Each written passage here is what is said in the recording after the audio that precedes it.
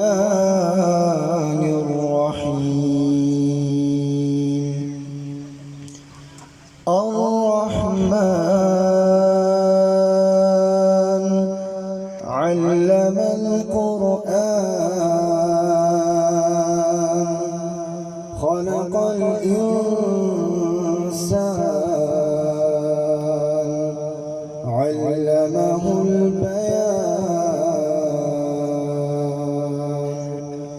الشمس والقمر بحسبان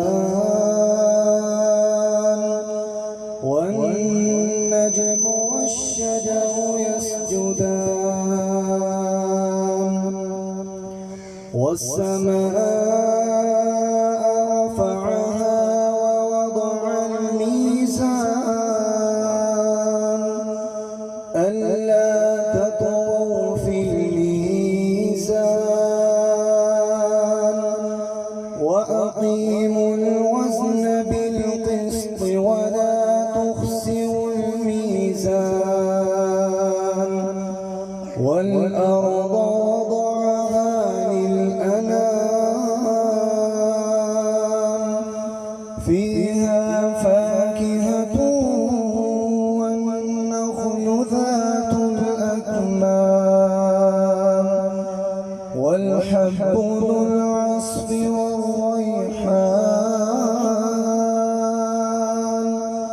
فبأي آلاء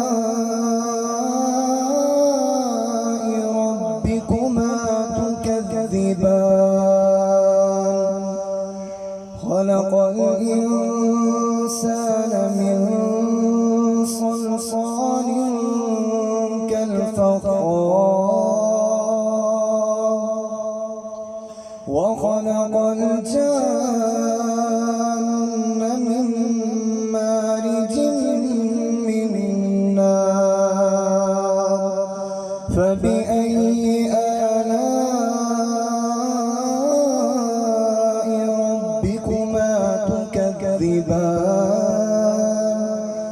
رب المشرقين ورب المغربين فبأي آلاء